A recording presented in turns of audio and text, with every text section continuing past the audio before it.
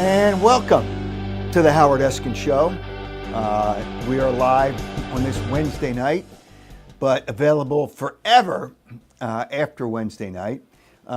As we speak right now, the NCAA tournament begins tomorrow. That would be, well, begins on Thursday, tomorrow as we speak. But during the show, we're going to talk to Marc Lawrence and get his breakdown of teams that he thinks can go far in the tournament, break down games, look at specific games. We'll do all that. Towards the end of the program, a tribute to Brandon Graham at the end of his career. And we had him on after the Super Bowl, and it kind of sounded like he was ready to retire. It's the best way to go out. Father Time never loses. So I also will take a look at Brandon Graham. More people in my business that were done wrong. We will take a look at that. And there's some things that are going on in the NFL. Proposed rule changes. I'll touch on that briefly. The one thing that I do want to mention to people, by the end of the program, I have 959 subscribers. We only started a short time ago on YouTube. So if you subscribe, I want to get to 1,000 before the end of the show. And I know you can do it. And towards the second half of the show, we might try to take some of your calls. But first, let's welcome in a handicapper that I have known, I think it's since 1980 when I was doing radio. And I found him to be the one with the most information, the most honest, not a BSer. And he breaks it down as well as anybody I've known, and that would be Marc Lawrence. Marc, welcome to the program. Playbooksports.com is where you can find him, at Marc Lawrence on Twitter or X or whatever the hell you want to call it these days. Welcome and thanks, Marc. Thank you. Hey, my pleasure as always, Howard. Nice to be on board with you. I love the set that you have right there. And I also like the look, Howard. You look like a man that walks a lot every day, nice and tan, looking good. I do. I walk and talk. When you're in a studio, you can't walk while you talk. No, you but can't. I do it when I'm walking. Like I walked twice today. So, Nice. Today meaning when we're recording the show. All right, let's start. And I know you've been through a lot of work once the pairings came out and then the numbers came out on the games. But there's certain, I'll call them trends, and there might be a different word for it that you use, on teams that people in their brackets, pools as we used to call them when we were growing up. It's gambling, whatever way you want to call it, it's gambling. What teams do you think, breaking it down, and I know there's trends and specifics you use, that can go deep into the NCAA tournament? Well, that's a great question, Howard. And inside our Playbook March Madness Tournament Guide, we have a section in there called the 7 Elite Elements. And what it basically amounts to are teams who check the box on all 7 of these elements. And in doing so, 20 of the last 22 years, teams on this list have made it to and won the championship game. 20 out of 22 championship winners. This year, we've got 6 teams on the list here this year. I'm going to share them with you. Those 6 teams happen to be Alabama, Auburn, Houston, Michigan State, St. John's, and Tennessee. Now, there's some teams that aren't on the list that you think might be, where's Florida, where's Duke, the obvious types of teams. But the reason they're not there, Howard, is because the one caveat that leads to the most success in this tournament in winning, cutting down the nets, is coaches. And the coaches need to have the experience to do that, to be able to walk up that ladder and cut those nets down. The Florida coach doesn't have it, and the Duke coach doesn't have it. They're a little bit too young here yet, so they don't make the list. So watch those 6 teams. The champion would likely come out of one of those 6 teams. You know what? The one coach, and I know he's a good guy, and Barkley loves him just because he's the coach of Auburn now, is Bruce Pearl. When he gives you all that, the SEC is so strong and they had 12 teams, I would think, and I want to see at some point, somebody's got to release how much players are getting paid. And I think the SEC pays players more than any other conference. Have you ever looked, it's hard to find those numbers on what they're getting in the NIL, but I don't get it. I don't get it. Well, you're not going to find those numbers because they don't want everybody knowing, the ugliness or how much mud they went through to bring those players in. But, even Rick Pitino, and I think he put it best this year, St. John's is one of 5 teams that are in this tournament that had 0 returning starters coming back this year. And yet 5 of them made this tournament. And the reason they made the tournament is because they went out and they went and hit the portal really, really hard. Pitino of St. John's team being one of those teams. And he made the statement that he's no longer going to recruit high school kids. He's going to go right for the portal. He's got the money. He's got all the backing. And he's going to cut right to the chase. And look what it did for St. John's this year. You know what? I don't know. So, in other words, when he loses players, how do you not recruit high school players? There's got to be some studs out there. That's an interesting concept. So he could have a down year after a good year because he could lose a lot of players at some point because of the portal. But he'll plug and play is what he'll do. He'll just plug and play with new replacements. That's his philosophy. And the fact of the matter is he's one of the best coaches of all time in college basketball. He teaches these kids how to win games. So if they're serious about winning, they come, he recruits them, he brings them in, and his record tells the players that, hey, I'm going to show you how to get to the Final Four here. And that's exactly the success he met with. There's another coach out there that did the same thing this year, by the way. Drake, a basketball team that met with all the success this year, 30 wins. Nobody coming back, no starters from this team, and a brand new head coach in McCollum. He went out and did the same thing. He hit the transfer portal really hard, and look at the success he met with this year as well. You know what? Those schools in certain conferences, obviously, in the end, we both know in both basketball and football, there's probably going to be only 5 conferences that mean anything. The mid-majors are just that's another thing. When you handicap a game, especially the mid-majors, those teams change so rapidly because if a player's good, he's going to leave to one of those major conferences. And so how tough is it to handicap a team in a mid-major? It's real difficult, Howard. It's the same thing in college football. And, the guys in college football, the Power 5 conferences, now Power 4, they raid these Group of 5 programs because they can bring this talent in here. You could be the best player on a team like Toledo and go to another school and take somebody's place, and all of a sudden you're starting for a Power 5 conference. And that's how they're doing it. They're just raiding these smaller schools, taking the best of their talent, signing them to the money that that they're giving them, and going on their way. It's really taken a step for recruiting and sending it backwards here, but I still think there's a market for recruiting college football players, but instant success comes in college basketball from hitting the portal. All right, so some people, you look at Auburn playing the number 1 seeds, playing the teams that have come in from the first 4, all that nonsense, just putting more games in there. The big numbers, when you look to bet a specific game, are the big numbers something you should, and I know you don't like favorites, especially at that number, are the big numbers something you try to stay away from? Well, I do, Howard, because, by nature, in my DNA, I'm a dog lover, and I'm not going to go out and make cases for big favorites. I'll try and make the case for the underdog in that game and find out if there's any opening or any weakness to that big favorite. So you won't find me on too many big favorites at this time of the year, and likely focusing on these underdogs instead. All right, so the first round, do you look more at the underdogs, or do you look more to the favorites, or is it you just got to handicap the game and not specifically the underdog or the favorite? Well, that's a great question, because handicapping the tournament is a little bit unusual, unlike all other sports, in that there are 6 handicaps involved in the tournament, and what they are is within each round. Each round is its own handicap, because the teams win, they advance, and the question is, how did they get there? What kind of a win did they come off of?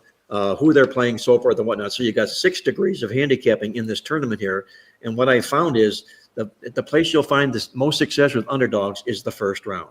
And the deeper you go into this tournament, the more and more it becomes chalk. And by the time you make it to the Elite 8 and the Final 4, it gets pretty strong to the favorites in situations like that. So I'll ignore my dog bias when it gets to be the Final 4, Elite 8 time, and handicap what's there, and it most likely will be chalk. Okay, so in the first round, the team straight up you're going to find the favorites win. I don't. You could probably tell me the percentage, but against the number, it's not really that. The favorites aren't that strong, correct? Or No, they're incorrect? not. They're not because this is the time the dogs bark. And a lot of those dogs came out of or come out of these, what we call the mid-major conferences where, we've seen all those Cinderella stories before in the past. And, so who's going to be the Cinderella team this year? Will it be Drake? Will it be UC San Diego? Teams like that, that's where you see these upsets happen, and then the momentum builds with teams like that. So that's basically what you want to find is a team that has the ability to pull the upset and stick with that team for a game or two. They can even make it as far as the Sweet 16. All right. So in the first 2 days, which they're the first games for everybody, what team specifically are you looking at right now? Well, I'm going to stay with what I told you in that theory about these underdogs and who come out of smaller mid-major type schools who I think have the ability to pull upsets. The first at the top of my list is Drake, a team for all the reasons I told you. But what they bring to the table is the same thing that. Who is that? Which team is that, Mark? Drake, the Bulldogs. Okay, and Drake. Okay. Yeah, and what they bring to the table is the same thing that 9 other teams do, Howard. And this is kind of neat. This is what we do at Playbook. They are what we call a double champion. And what a double champion is basically they're a team that won their regular conference and their conference tournament. And now in the opening round, they're an underdog to a team that did neither. They didn't win the conference, nor did they win their tournament. So here you've got a guy that's got a lot of reputation. They've proven themselves their worth, yet they're dogs in basketball games. They feel slighted in contests like this. And this is where you'll find the mid-majors doing the most barking, these double champion underdogs in the first round of the tournament. All right. So a team that wins their conference tournament that comes out of nowhere, and there's a few that happens. Do you like to go, because they're probably the favorites in the first round, do you like to go against those teams? And if so, are there teams in that kind of realm right now? Well, I do. I like to fade these champions, especially when they come out of the big conferences, because, they're reading all about themselves, the press clippings and everything they did. And especially if they pulled a surprise in doing that, where they win the championship game as an underdog, now they make it to the tournament and all of a sudden they're saddled up as a favorite. And I don't think they don't handle these games well, specifically like Michigan out of the Big Ten. You look at the Big Ten champions that have won the Big Ten conference tournament, the last 17 times that they've gone to the NCAA tournament, they've been favored.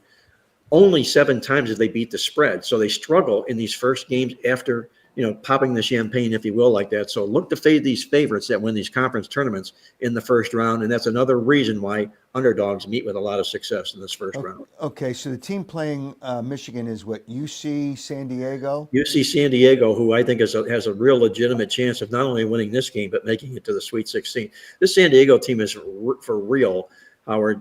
This team, they were 15-1 straight up and against the spread against 600 or better opponents this year.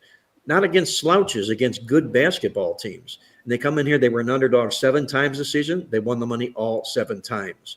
This is a very dangerous spot here, I think, for Michigan to be in this particular week. The number's short. It's 2.5, and they're acknowledging how good San Diego is in this game. But it's also a fade against Michigan for pulling the upset and winning the Big Ten tournament. All right. Do you look, when you go at a game, do you look at the conference that the team get? And sometimes records are misleading, especially when they come from a weaker conference. Do you look at the conference sometimes when you handicap a game, or you just look at the team and their numbers and not specifically the conference? Well, I'm going to say in whole, probably not specifically the conference. In the past, it had been a little bit more conference oriented, but it's getting away from that because of the transfer portal and the NIL these days.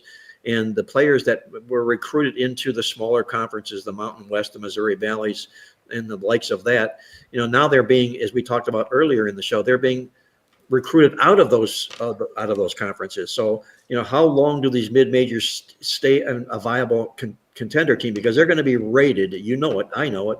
And you watch and see what happens to these players at UC San Diego and Drake.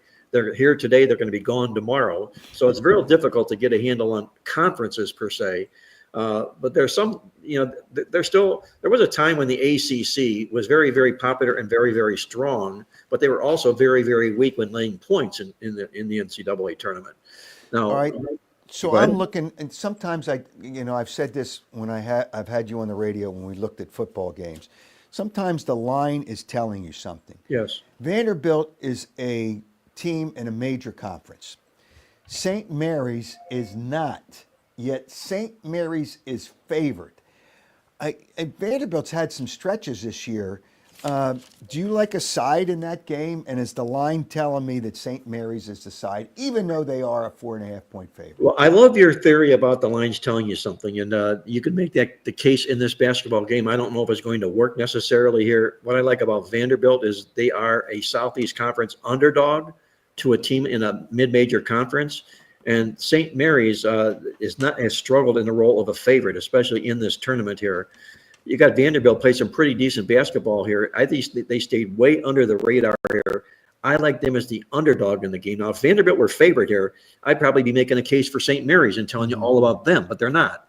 It's a Southeast Conference underdog who my theory in this tournament here is going to be play the Southeast Conference dogs and fade the Southeast Conference favorites. You know what? I only looked at that number. I kind of like Vanderbilt as well, but I looked at the number, and St. Mary's, they're not like a 2.5 or 3-point favorite. They're a 4.5-point favorite. Yes. So somebody put together some numbers to say they're good, but I understand. I mean, Vanderbilt's come from such a much better conference, and there's probably, I'm looking at the numbers. I'm not a North Carolina fan, and they're a small favorite. Do you like North? You know, they had to come through the first four. Do you like or dislike North Carolina against Ole Miss? That's a Friday game. Another great question. I think they were in an opportune role against San Diego State, and they proved it when they smashed them because, they were the team that they were the most heavily dissed for being in this tournament, and they crushed them.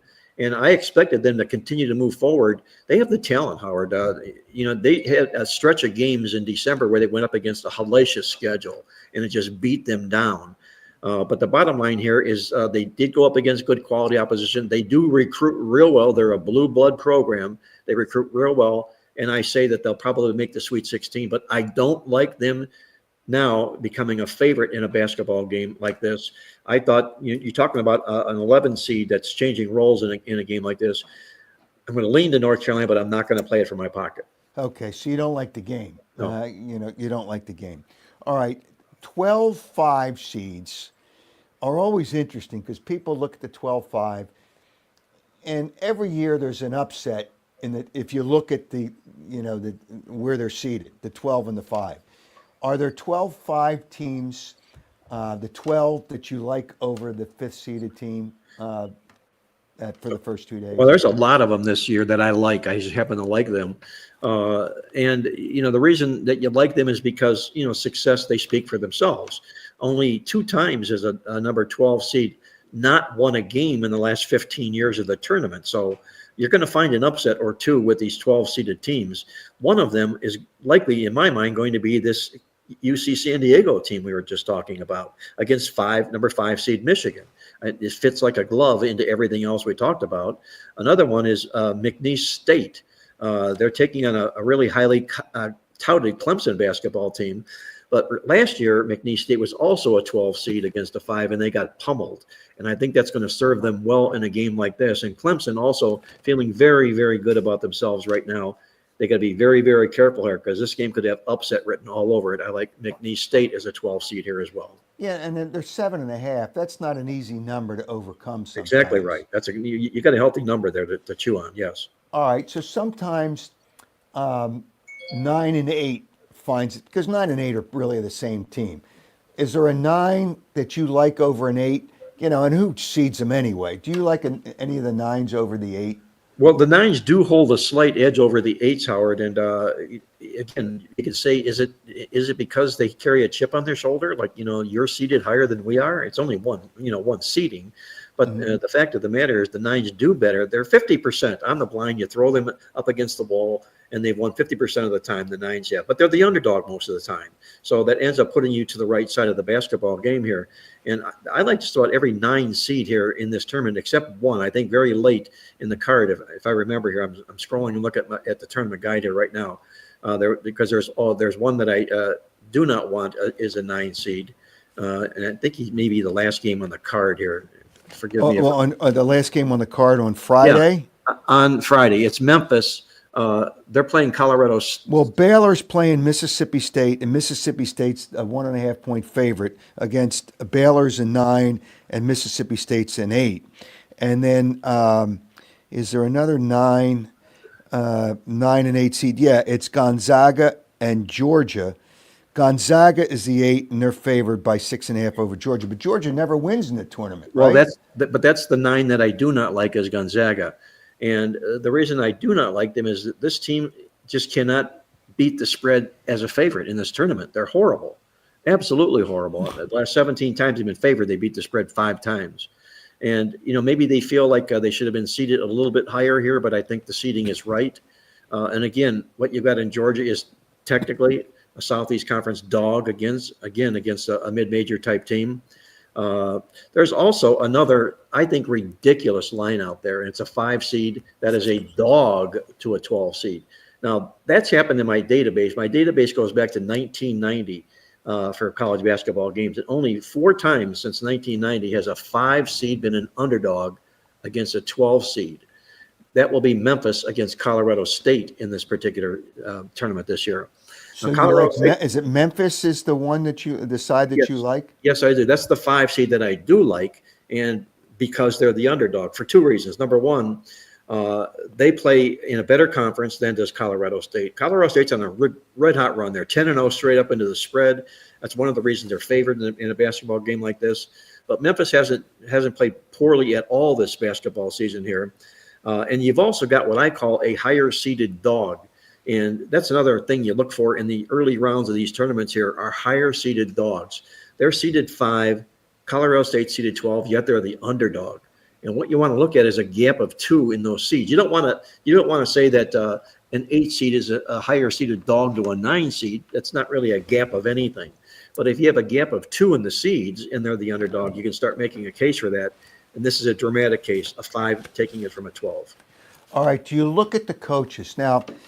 I don't know if I'm overvaluing John Calipari.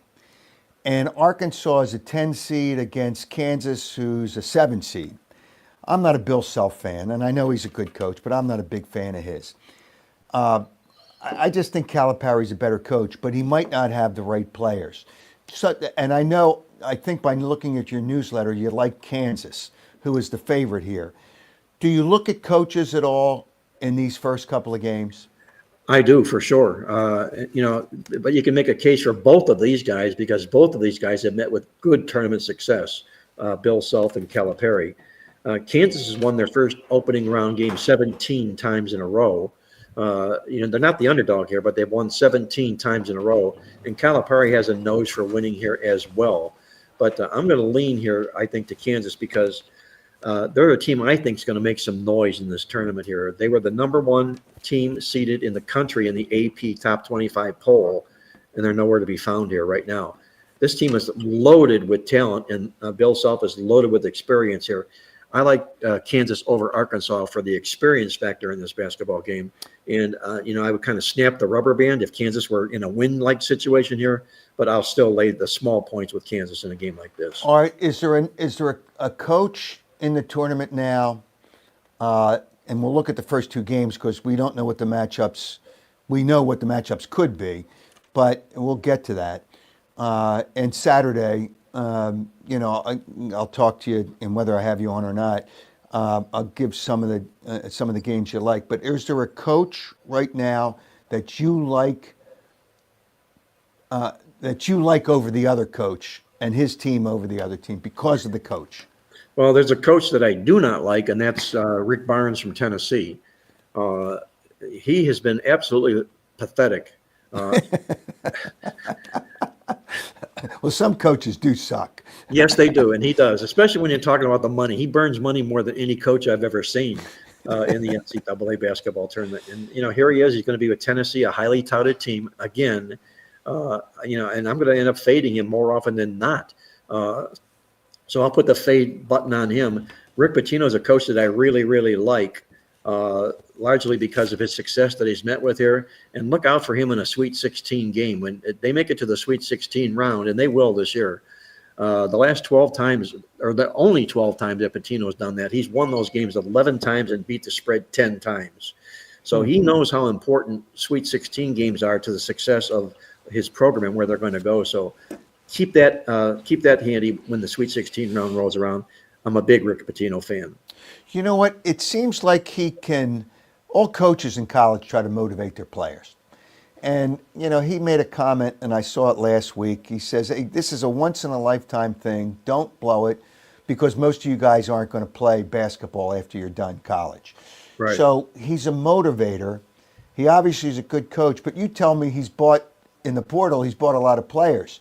So do you think, first of all, he's got a chance to go to the Final Four. Do you like him, Rick Pitino and St. John's, to get to the Final Four? I like Rick Pitino and St. John's to win this whole tournament this year. Really? Yes, I do. They're a number 2 seed that's playing as well as any team is in the country, and they're getting better every time they take the floor. And Pitino's been there before. He smelled it, he could taste it, and he's passing that message along to these players here. All these other teams, these higher seeded teams, your number 1 seeds, your Auburns, your Floridas, and I think Florida's going to choke out personally myself. But these higher seeded number 1 teams, they're too popular. They're too popular with the public. They're too popular with the sports books and the betting circles, and they also read the papers. They get too full of themselves as number 1 seeds. You'll find, I think, more often than not, number 2 or 3 seeds slip in and win these tournament here. And I think St. John's is the best of the 2 seeds that can win this tournament. You know what? I'm looking for the number on St. John's. Here it is, 19.5. Well, there's no way you can play him in the first game. No, I'm not going to. But, I played him in a future. I did this about 3 weeks ago when he was 40-1 to win this tournament. And I don't think he's anywhere near that right now. I think they're probably more like in the 8-1 range right now. So obviously who I'll be cheering for is Rick Pitino on my futures play here, because I could see number 1, his history, and I could see the way that they were playing and dominating teams, and they're only gotten better ever since I bought that ticket. You know what? I just looked at the number, and it goes up and down in different places. Kansas was 4.5. It looks like it's now 5.5. So the public is jumping on that side. And I was talking to the gentleman that runs the sports book at the Borgata in Atlantic City, New Jersey, and he said when the line came out on Sunday night, people bet he moved it 2 points. He moved Gonzaga up 2 points, and I don't know. I guess the public is fallen in love with Gonzaga, but you don't like Gonzaga. You say they don't do good against the number as a well, favorite, their history right? is they've struggled as favorites, is what it is, and they don't have a lot of pedigree, at least from in terms of where they live, where they play, their neighborhood. They come from a real weak conference, so I don't want to chase them laying points. But I can understand why the number moved, because they came on really strong at the end of the season here. They overtook a real good St. Mary's basketball team and beat them handily in the WCC tournament. So I can see some money going to Gonzaga, but I'll be set to fade them when they're favored down the road. All right, people have fallen in love with Florida. I believe they've fallen in love with Florida because they really are a good team. And I think you just said a little while ago, you're not big on Florida right now, correct? I am, and what I'm basically saying is that list of those 6 teams that's projected to win the tournament, will win the tournament this year. Florida was not on the list. And Really? The reason they're not on the list is their coach doesn't have enough experience. To be on that list, you had to have taken your team to the tournament 6 times, and you had to make it to the Final Four at least 1 time. Well, the Florida coach is too young or too inexperienced to do just that. And I think that can end up becoming an Achilles heel for a basketball team, especially one that's feeling as good as they are right now. They rolled through the Southeast Conference here, but sooner or later, one of these Southeast Conference teams there's going to be a major jaw-dropping upset here, and I wouldn't be surprised if Florida ends up being taken out somewhere between now and the Sweet 16 round. All right, so Connecticut has won the last 2 national championships, I believe, correct? Yes, they have. Okay, which is hard to do. And covered the spread every game too, by the way. Oh, is that right? Yes. Well, it's hard to do it again. Yes. But I think they've had, based on the coach not being happy all the time, they've had an up and down season. Still a good team. Now, is Oklahoma just not that good for Connecticut to be a 6.5 point favorite against Oklahoma? I think Oklahoma is just delirious in the fact that they made this tournament here. Okay, I think they I think they were better suited to be a number 1 or 2 seed in the NIT tournament. But what you've got here in Connecticut here is a double champion coming back to defend their crown. In the last 5 years, defending champions of the NCAA tournament in their first round games, they're 5-0 straight up and against the point spread. Every win a double digit and an average win of 31 points a game. That's the role Oklahoma is going to go up against Connecticut in this first round game here. And I think Connecticut's going to be one of these sleeper teams that all his experience Danny Hurley has in this program here. He's phenomenal to the spread in this tournament here. I think they're going to end up making it to the Elite Eight Connecticut. Well, I think they're going to be a bit of a sleeper team. Okay, so now let's look. When's the last time that the number one, or how many times, let's say in maybe the last 10 years, has the number 1 seed going in? And this year it's Auburn, which I think those conference tournaments are the biggest farce, the biggest joke. It's all about television money. You know, Auburn loses in their conference tournament, yet they're still a number 1 seed. I know they're good, and I get that, but why play the conference tournament if you're going to lose and you're still going to be the number 1 seed in the entire tournament? So now that I got my rant out against Oklahoma, and I'm going to tell Charles Barkley he can take Bruce Pearl and Auburn and shove it up his rear end. But the reality is, how many times, or here's the question, how many times has the number 1 seed heading into the tournament won a national championship maybe in the last 10 years? Not very often, Howard. They choke more often than they don't. And I don't know what the exact number is, but I know they choke along the way. You can go back to Gonzaga. It was even a number 1 overall seed, I think 3 or 4 or 5 years ago. And, you know, they themselves even didn't make it. And let's go back to Auburn here. And the fact that they are the number 1 team in this tournament here, I think is a joke. Excuse me, Charles. But, you know, yes, they're talented, okay? They have a ton of experience, very mature team. You know, I think they average like 23 years of age, the starting 5 does and so forth and whatnot. But the fact of the matter is they folded like a cheap card table down the stretch here. They lost 3 of the last 5 basketball games. Yeah. And how are they the number 1 seed in the tournament over Duke, a team that they lost to earlier this year, in the manner in which they closed out this basketball season here? I don't think Bruce Pearl needs a public relations man. He is a PR man. He sells this basketball program here, and he did a pretty good job selling it this year. Well, now when he pays players, it's legit. So, yes. so he can get away with it, and I'm sure he gets the alumni because he can talk like the best of them to get them to throw that NIL money in. All right, so I got them in the Final Four, but I just think that it was a mistake naming them the number 1 best team. Oh yeah, I totally agree. All right, so when you break it down, you already have St. John's in the Final Four. Based on the way you look at your numbers, and you have to, I'm sure, have your own opinion, what 4 teams, and it's usually one of the first 3 seeds that get there. It's rare that somebody outside of that gets to the Final Four, correct? Am I correct in that? Correct. Okay. You have to stay within the first 3 seeds, yes. Okay, so who do you think is in the Final Four this year? Based on the way you I've got St. John's the number 2 seed. I've got them playing Houston the number 1 seed. I think that's going to be the championship game between those 2 teams. Okay. I've got a little bit of a surprise team in there in Alabama to make the Final Four. And while they don't play a lot of defense, they're the best offensive team in the country, unquestionably doing just that. But they're the type of team that could end up get on a run. And, you know, offense wins a lot when it's a far superior offense. Mm-hmm. It can win a lot. We see it in the NFL football playoffs. We can also see it here. I think Alabama is going to surprise. Remember, Alabama was the number 2 overall seed in the AP Top 25 coming into this year. This basketball team is really, really talented. Nate Oates has done a great job with the program. And my 4th and final team in this, I had Houston, St. John's, Alabama, and I've got Auburn in the Final Four as well. Okay. What seed is Alabama? 2, a 2 seed. They're a 2 seed. Okay. So there's nobody lower than. I got a pair of 1s and a pair of 2s, right. A pair of 1s and a pair of 2s. Okay. And that's really the way you break it down. It's kind of interesting, Mark, and I think you knew this. I'm looking at the comments of the people, and they love to hear your analysis and the way you do it. but somebody actually remembered, and I forget who it was. I see one of the comments that I used to do the Vegas Vic column in the Philadelphia Daily Oh yeah. News. That goes way back. So at least I have a sense, obviously not at least, I have a sense of what goes on.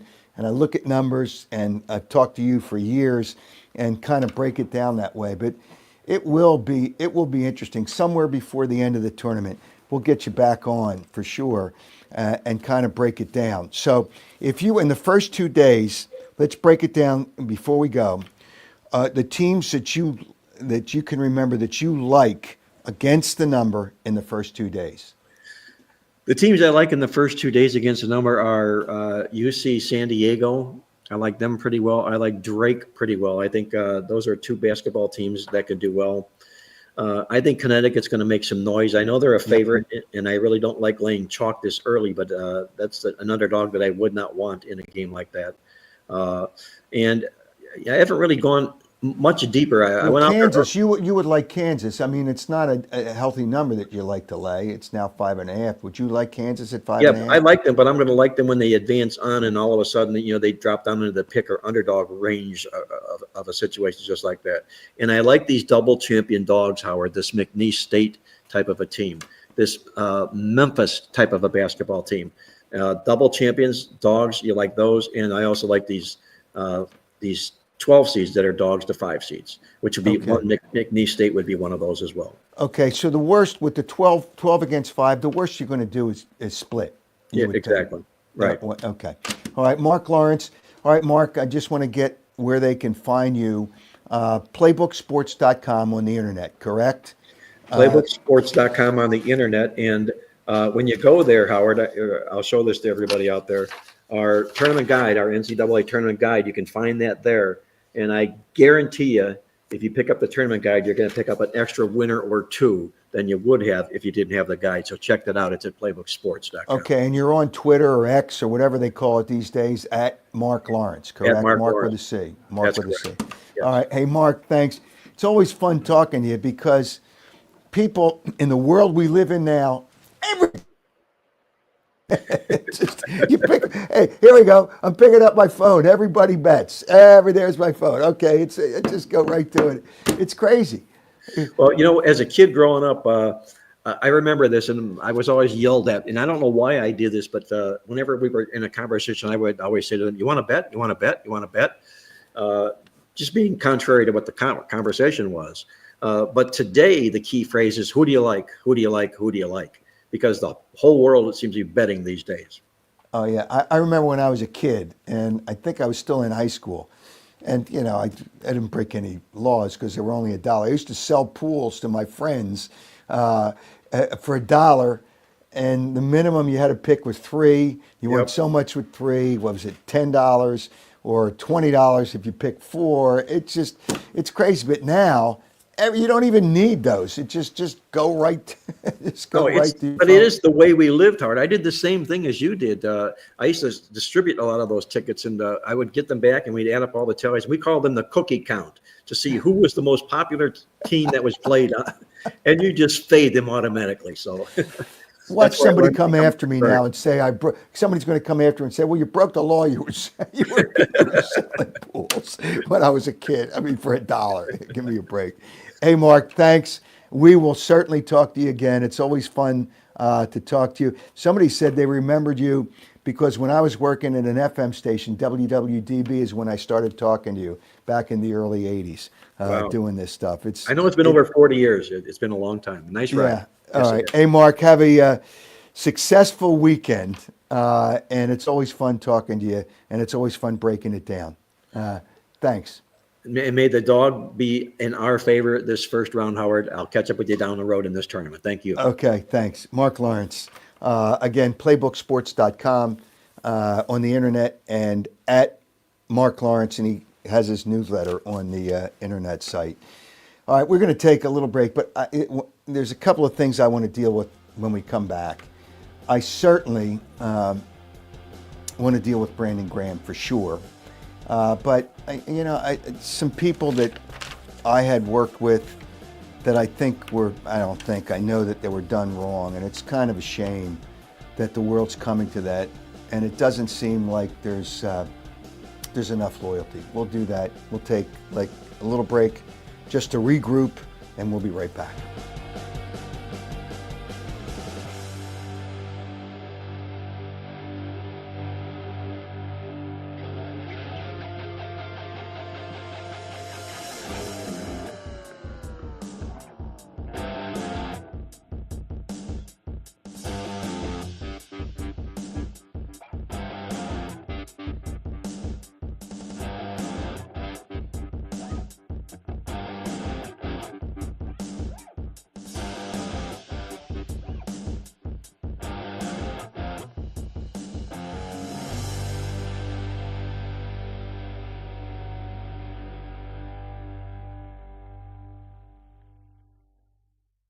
All right, welcome back to the Howard Eskin Show. Again, and I haven't checked YouTube. I'm trying to get to 1,000, so if you subscribe to YouTube, I would be thankful. And we're going to do something with the subscribers on YouTube down the line. But I started looking at some of the things on YouTube. It's crazy, some of the things that have come up with me on YouTube. But I'll get to that at some point. I'll see where we are on YouTube, but let me just see. I'm digressing here for a second, but I'll get to that in a second. Matter of fact, I see the comments, but I didn't see the subscribers, but we'll deal with that. All right, I want to talk about some guys, and I want to give them a shout out. Obviously, people know in Philadelphia, I had worked at WIP for close to 4 decades. 4 decades. I'm no longer there. It was loyalty, and they're not the only business, but loyalty doesn't really exist in the world that we live in, and it's kind of a shame. There's 2 fellas there that lost their jobs this week. Call it layoffs. One fellow said he retired, but allegedly they were layoffs. I want to give a shout out to Joe Wechter, who has been with WIP for 38 years. 38 years. And laid off. Or he said he's retiring, but allegedly laid off. Joe has been there, has been loyal. He's worked the morning show for 35 of those 38 years. And I feel sad for somebody like that, where it doesn't matter what you've done. It doesn't seem like there's loyalty. And that company has made a lot of cuts. That was Odyssey. They've laid off 300 people across the country, according to stories. They've laid off managers have resigned. It's kind of sad that those things happen. Joe Wechter was a trooper, was a loyal guy. You know how hard it is to get up for a morning show for 35 years and has been at WIP for 38 years. Joe, you were really important to that radio station, and I'm sorry to see you go, and I'm sorry to see that it appears that loyalty is not really in existence in a lot of places. They're not the only company, but not really exists in a lot of places. And there's another guy there that I've worked with a lot as well. He was in the technical side. His name is Dave Breitmeyer. There for 25 years. Laid off or resigned, whatever you want to call it, allegedly this. Over a call, from what I understand, he was laid off. That's why podcasts are the wave of the future. Podcasts are the future. It's a shame, and I loved radio for all those years, but radio is going down the wrong road, and people don't need terrestrial radio in media anymore, and it's kind of a shame. And I feel bad. I really do feel bad. But Dave Breitmeyer, you've done a lot of my remotes. You've helped me with a lot of technical issues. He was I think a very important guy on the technical side for WIP. Dave Breitmeyer, just like Joe Wechter, you both will be missed at WIP. Trust me, you both will be missed. And I feel bad for you guys. And it's not, sometimes life is not fair, and it's not fair in this case. Just because you have a company has financial issues, and Odyssey had to sell 51% of their company, where they allegedly had to sell, and they did sell 51% of the company, and now there's a new majority owner. It just, and there's been many people that have been laid off within that company. But to lay off the guys underneath that have put so much into their jobs as Joe Wechter and Dave Breitmeyer have done, I feel bad. And you guys, really, you guys deserve better. And I appreciate all that you did for me when I was there, and the people that you work with, I know appreciate all that you've done for them. And you, both Joe Wechter and Dave Breitmeyer, I guarantee that WIP and Odyssey, which is the main company, will miss you. And I feel bad. And if there's anything I can ever do to help you guys, I will. You remember the people that helped you, and those guys helped me. All right, I had to get that off my chest. A company that just, wow, I don't know what happened to that company, but obviously they have some financial challenges. And somebody just wrote, sports talk radio in Philadelphia is DOA. I think it's in trouble, and it's kind of a shame. And my son works there, and I don't want to see that happen to him. But there are some real challenges that terrestrial radio is going to go through. I saw a company that turned the switch off of 20, Cumulus I think was the company, turned off the switch on 20 of their stations across the country. 20, not all AM stations. AM is kind of an issue right now too. It's just issue because, I mean, who really listens to AM radio that much anymore, if at all? So anyway, they'll miss you guys, and I'm rooting for you guys. All right, I want to talk about a player that was so important to the Philadelphia Eagles. 15 years. Started out tough, but he weathered the storm. But in the past week, he announced his retirement. Father Time never loses. And I think there's always one or two plays that people remember. And we will remember from Super Bowl 52, the play by Brandon Graham that certainly was a big factor in winning that Super Bowl. Let's watch that right now. It ends with the first sack fumble of the game. No question, that ball is out. That stands, absolutely no question. The rookie Barnett, their number one pick out of Tennessee. Number 73 is reporting as ineligible. You know what? Those kind of things you never forget. The strip sack, and I didn't realize that during the game, but you think about it, that was the only turnover for New England in that game. Well, they had so many yards. But Brandon Graham announced his retirement on Tuesday of Tuesday. Was it Tuesday or Monday? Was it? I guess it was yesterday. It was Tuesday. Tuesday, whatever the day after St. Paddy's Day. And Brandon Graham, and you can't help it when you sit there for a news conference and you know it's the end, because, and you've thought about it, and he thought about it, and I knew when we had him on right after the Super Bowl. He's such a gracious guy and such a friendly guy, and he was so important to the locker room. Lane Johnson's the only real veteran left in that locker room.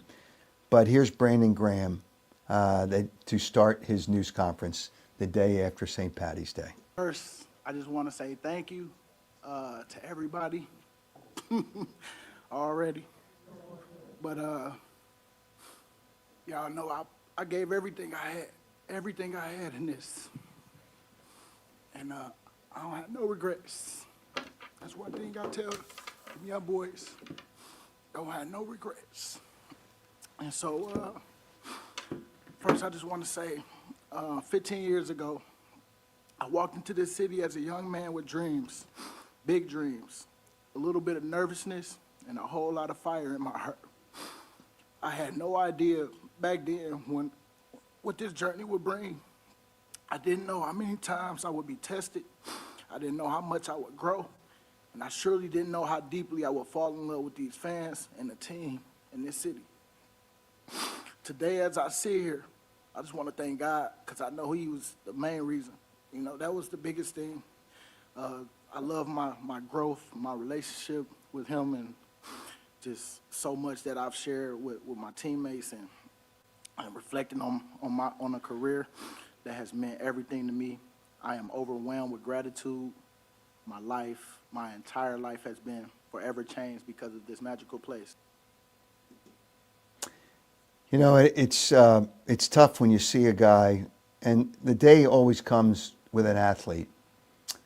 And Lane Johnson has 3 more years left on his contract, and he knows it's going to come, whether he lasts that 3 years or not. But Brandon Graham, he went into this season knowing it was his last year, or said it was his last year. Then he got hurt, and because the Eagles, and he was played in that Super Bowl game, which he got hurt again, it's tough. But you always hate to see a player like that go, but it happens at some point.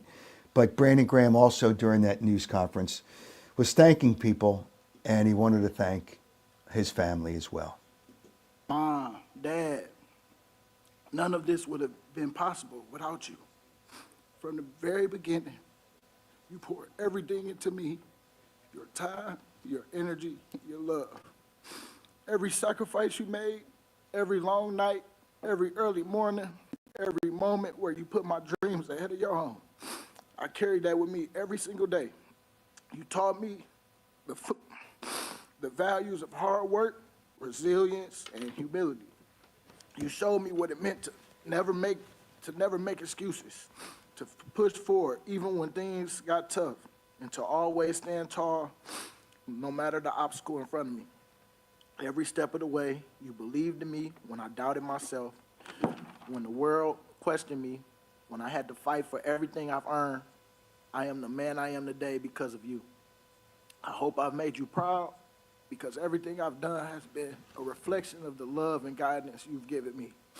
To my wife, my best friend, my rock, since high school, you've been on my side. You've been by my side. 20 years of friendship, 11 years of marriage, and a lifetime of love.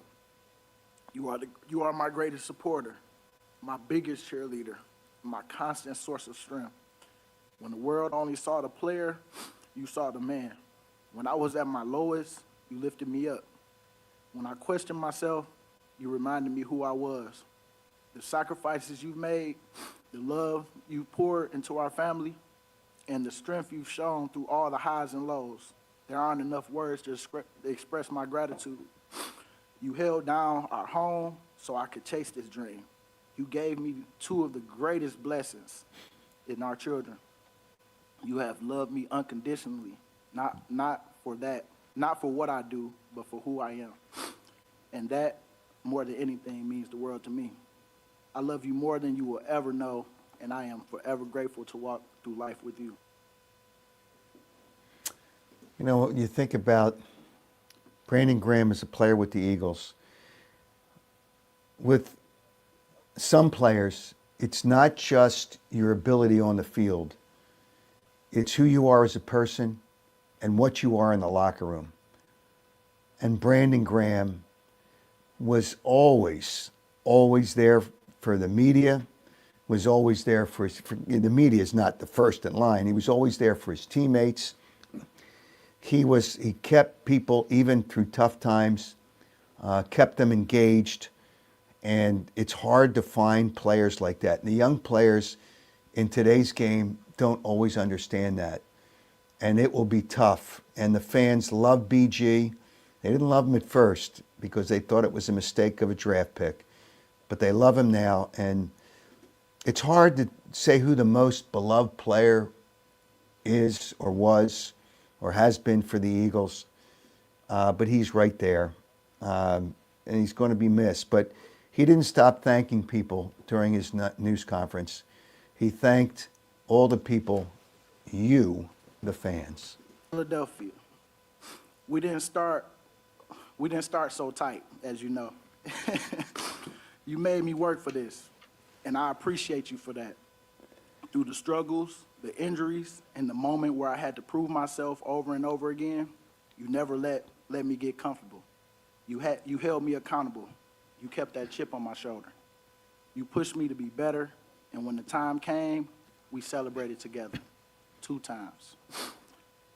This city is built on hard work, resilience, and unmatched passion. And you bring the same energy to every game, every moment, every season. Your loyalty, your fire, and your unwavering support mean everything to me and this organization. Philly doesn't just support its team, it lives for them. And I see it, and I feel it, and I appreciate every single one of you. Thank you for being the heartbeat of this city. This game has changed my life, but more importantly, this city has changed my life. It has given me a purpose far beyond football. It has shown me what it means to be a leader, to be a friend, to be a man of faith, and have integrity. While my time on the field is coming to an end, my love for this team and city will never fade. Philadelphia and everybody, from the bottom of my heart, I just want to thank y'all. E-A-G-L-E-S, Eagles. Fly, Eagles, fly. My last one. BG out, baby. You know what? At least he can spell Eagles, unlike the mayor of Philadelphia. She can't spell Eagles. But no, obviously she can't spell Eagles. But he is somebody that people will always embrace. It's great to see him with his personality, with his engagement in the community, to stay in the community. Brandon Graham, we will miss you. The people will miss BG, but the people will see BG. Brandon Graham will still be engaged in the community, in the area, in Philadelphia, regardless of whether he does something with the Eagles, whether he does something outside. Brandon Graham is beyond, those kind of people don't come along. And I have to be one of the many to say, Brandon Graham, we will miss you on the team, but we will embrace you outside in the community. And thank you for all you've done for the people. Thank you for what you've done for me and in the ways that you have helped me. I miss you, brother, and will always miss you. That's the way we should probably end this program. I said I was going to talk about NFL proposals. We'll do that. We'll do that on Saturday. I also ask you to subscribe to YouTube and get there, where you can always see this podcast, The Howard Eskin Show. And I believe we're going to have an exciting new sponsor come Saturday. And one other shout out, Bruce Willis, who's struggling right now with health, just had his 70th birthday. I want to see him live forever, but I want him to feel good in the rest of his life. Thanks to all of you. Thanks to BG. You're the best. And we'll see you on Saturday.